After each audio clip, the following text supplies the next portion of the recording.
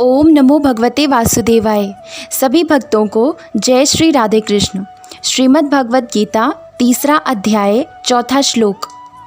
पूर्व श्लोक में भगवान ने जो यह बात कही है कि सांख्य निष्ठा ज्ञान योग के साधन से होती है और योग निष्ठा कर्म योग के साधन से होती है, उसी बात को सिद्ध करने के लिए अब यह दिखलाते हैं कि कर्तव्य कर्मों का स्वरूपतः त्याग किसी भी निष्ठा का हेतु नहीं है।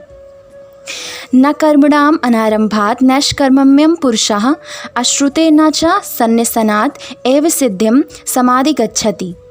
मनुष्य ना तो कर्मों का आरंभ किए बिना निष्कर्मता को यानी योग निष्ठा को प्राप्त होता है और न कर्मों के केवल त्याग मात्र से सिद्धि यानी सांख्य निष्ठा को ही प्राप्त होता है। प्रश्न यह है कि यहाँ नैष्कर्मम्यम पद किसका वाचक है और मनुष्य कर्मों का आरंभ किए बिना निष्कर्मता को प्राप्त नहीं होता, इस कथन का क्या भाव है? उत्तर यह है कि कर्मयोग की जो परिपक्व स्थिति है, जिसका वर्णन पूर्व श्लोक की व्याख्या में योग निष्ठा के नाम से किया गया है, उसी का वाचक यहाँ नैष्कर्मम्यम पद है। इस स्थिति को प्राप्त पुरुष समस्त कर्म करते हुए भी उनसे सर्वथा मुक्त हो जाता है, उसके कर्म बंधन के हेतु नहीं होते। इस कारण उस स्थिति को नैष्कर्म्य अर्थात निष्कर्मता कहते हैं। यह स्थिति मनुष्य को निष्काम भाव से कर्तव्य कर्मों का आचरण करने से ही मिलती है, बिना कर्म किए नहीं मिल सकती। इसलिए कर्म बंधन से मुक्त होने का उपाय कर्तव्य कर्मों का त्याग कर देना नहीं है, बल्कि उनको निष्काम भाव से करते रहना ही है। यही भाव दिखलाने के लिए कहा गया है कि मनुष्य कर्मों का आरंभ किए बिना निष्कर्मता को प्राप्त नहीं हो सकता। प्रश्न यह है कि कर्मयोग का स्वरूप तो कर्म करना ही है, उसमें कर्मों का आरंभ न करने की शंका नहीं होती। फिर कर्मों का आरंभ किए बिना निष्कर्मता नहीं मिलती, यह कहने की क्या आवश्यकता थी? भगवान अर्जुन को कर्मों में फल और आसक्ति का त्याग करने के लिए कहते हैं और उसका फल कर्म बंधन से मुक्त हो जाना बतलाते हैं। इस कारण वह यह समझ सकते हैं कि यदि मैं कर्म ना करूं तो अपने आप ही उनके बंधन से मुक्त हो जाऊंगा, फिर कर्म करने की ज़रूरत ही क्या है। इस भ्रम की निवृत्ति के लिए पहले कर्मयोग का प्रकरण आरंभ करते समय भी भगवान ने कहा है कि माता संगो अस्तु कर्मणि, अर्थात तेरी कर्म ना करने में आसक्ति नहीं होनी चाहिए। तथा छठे अध्याय में भी कहा है कि आरुरक्षु मुनि के लिए कर्म करना ही योगारूढ़ होने का उपाय है।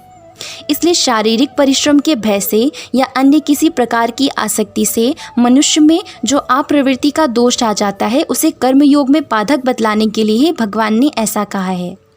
यहाँ सिद्धिम शब्द किसका वाचक है और कर्मों के केवल त्याग मात्र से सिद्धि की प्राप्ति नहीं होती, इस कथन का क्या भाव है?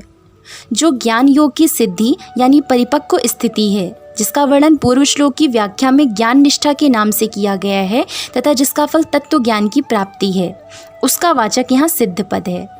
इस स्थिति पर पहुंचकर साधक ब्रह्म भाव को प्राप्त हो जाता है।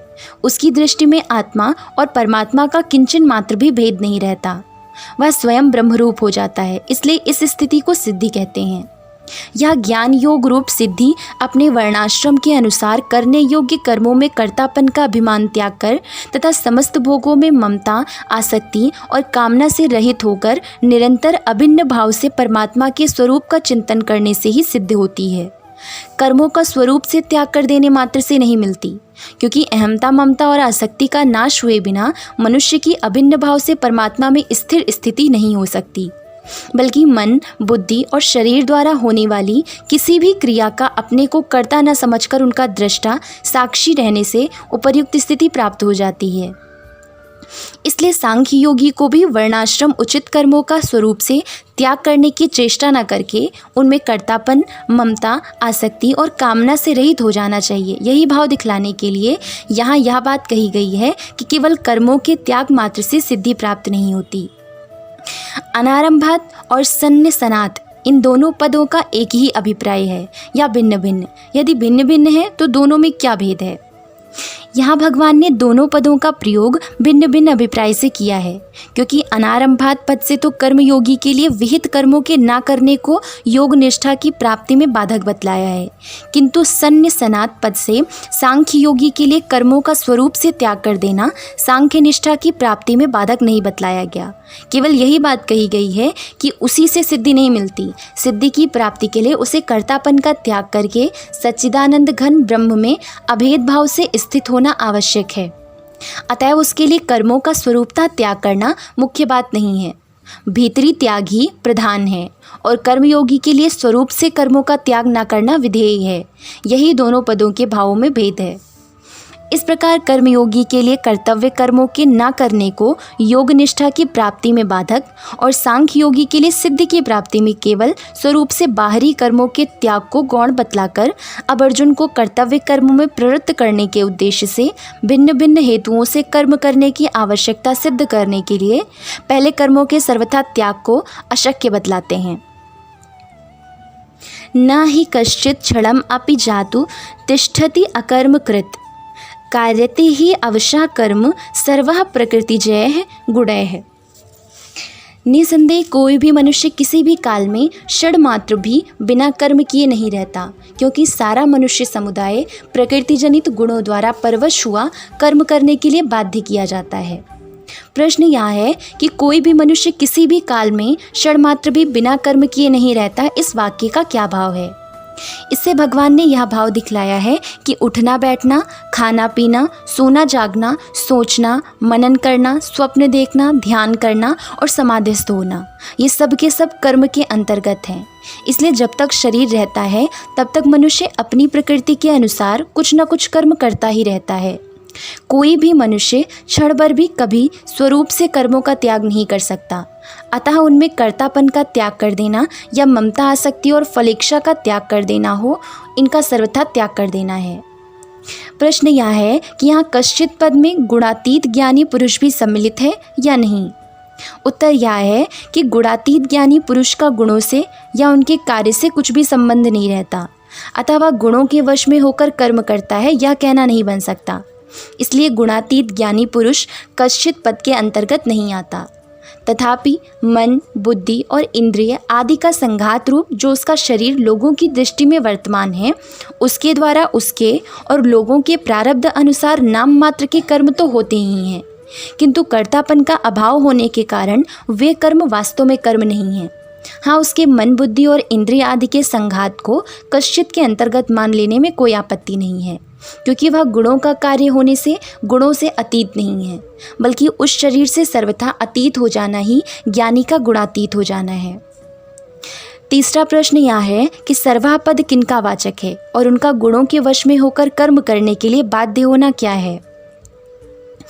तीसरे प्रश्न का उत्तर है कि सर्वः पद समस्त प्राणियों का वाचक होते हुए भी यहाँ उसे खास तौर पर मनुष्य समुदाय का वाचक समझना चाहिए, क्योंकि कर्मों में मनुष्य का ही अधिकार है और पूर्व जन्मों के लिए किए हुए कर्मों के संस्कार जनित स्वभाव के परवश होकर जो कर्मों में प्रवृत्त होना है, वह गुणों के वश होकर कर्म करने के लिए बाध्य होना है। चौथा प्रश्न यह है कि गुणय पद के साथ प्रकृतिजय विशेषण देने का क्या अभिप्राय है? उत्तर है, सांख्य शास्त्र में गुणों की साम्यावस्था का नाम प्रकृति माना गया है, परंतु भगवान के मत में तीनों गुण प्रकृति के कार्य हैं। इस बात को स्पष्ट करने के लिए ही भगवान ने यहाँ गुणय पद के साथ प्रकृतिजय विशेषण दिया है। अगला प्रश्न यह है कि यहाँ प्रकृति शब्द किसका वाचक है? समस्त गुणों और विकारों के समुदाय रूप इस जड़ दृश्य जगत की कारणभूता जो भगवान की अनादि सिद्ध मूल प्रकृति है, जिसको अव्यक्त, अव्याकृत और महद ब्रह्म भी कहते हैं, उसी का वाचक यहाँ प्रकृति शब्द है। पूर्व श्लोक में यह बात कही गई है कि कोई भी मनुष्य क्षण मात्र भी कर्म किए बिना नहीं रहता। इस पर यह शंका होती है कि इंद्रियों की क्रियाओं को हठ से रोककर भी तो मनुष्य कर्मों का त्याग कर सकता है, अतः ऊपर से इंद्रियों की क्रियाओं का त्याग कर देना कर्मों का त्याग नहीं है। यह भाव दिखलाने के लिए भगवान कहते हैं, कर्म इंद्रियाणि संयम्य यह आस्ते मनसा स्मरन् इंद्रियार्थान विमूढ़ आत्मा मिथ्या आचारः स उच्यते।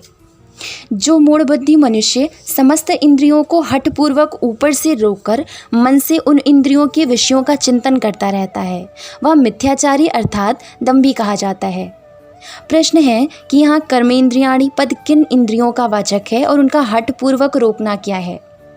यहाँ कर्मेंद्रियाणि पद का पारिभाषिक अर्थ नहीं है, इसलिए जिनके द्वारा मनुष्य बाहर की क्रिया करता है अर्थात शब्द आदि विषयों को ग्रहण करता है, उन श्रोत्र, त्वचा, चक्षु, रसना और घ्राण तथा वाणी, हाथ, पैर, उपस्थ और गुदा इन 10 इंद्रियों का वाचक है। क्योंकि गीता में श्रोत्रादि 5 इंद्रियों के लिए कहीं भी ज्ञान इंद्रिय शब्द का प्रयोग नहीं हुआ है। इसके सिवा यहाँ कर्मेंद्रियों का अर्थ केवल वाणी आदि 5 इंद्रियां मान लेने से श्रोत और नेत्र आदि इंद्रियों को रोकने की बात शेष रह जाती है और उसके रह जाने से मिथ्याचारी का स्वांग भी पूरा नहीं बनता तथा वाणी आदि इंद्रियों को रोककर श्रोत आदि इंद्रियों के द्वारा वह क्या करता है यह बात भी यहाँ बतलानी आवश्यक हो जाती है। किंतु भगवान ने वैसी कोई बात नहीं कही है एवं अगले श्लोक में भी कर्मेंद्रियों द्वारा कर्मयोग का आचरण करने के लिए कहा है, परंतु केवल वाणी आदि कर्मेंद्रियों द्वारा कर्मयोग का आचरण नहीं हो सकता, उसमें सभी इंद्रियों की आवश्यकता है। इसीलिए यहाँ कर्मेंद्रियाणि पद को जिनके द्वारा कर्म किए जाएं ऐसी सभी इंद्रियों का वाचक मानना ठीक है और हठ से सुनना, देखना आदि क्रियाओं को रोक देना ही उनको हठपूर्वक रोकना है।